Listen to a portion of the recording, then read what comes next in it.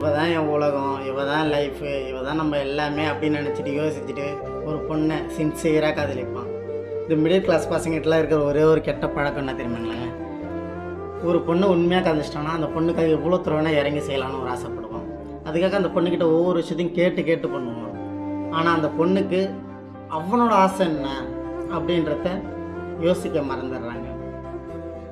எல்லா பொண்ணுங்களும் யோசிக்க மறந்துடுறாங்களேன்றதுன்னு சொல்லத்தை விட சில பெண்ணுங்கள்னு சொல்லலாம். சில பெண்கள் குடும்பத்துக்கு ஏற்ற மாதிரி புரிஞ்சுக்கிட்டு வளர்த்துக்கூடிய இருக்காங்க.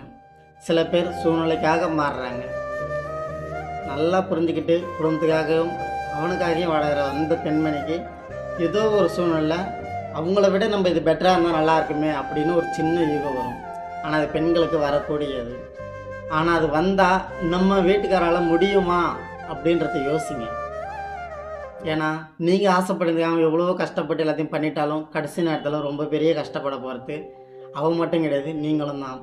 ஏன்னா நீங்கள் எவ்வளோத்த கடன் பிரச்சனை கொடுக்க அவனோட ப்ரெஷர் அதிகமாக உங்கள் கூட டைம் ஸ்பெண்ட் பண்ணுறதை குறையும். அப்புறமேட்டா சொல்லுவீங்க, லவ் பண்ணும்போது நல்லா டைம் ஸ்பெண்ட் பண்ணுவேன், கல்யாணத்துக்கு அப்புறம் வேலை வேலை வேலை வேலை, கொஞ்சம் கூட இப்போ வீட்டில் கொண்டாட்டி இருக்கானா புள்ள இருக்கானா கொஞ்சம் கூட கவனித்தே கிடையாது அப்படின்னு ஒரு வார்த்தை வந்துடும் கடைசியாக.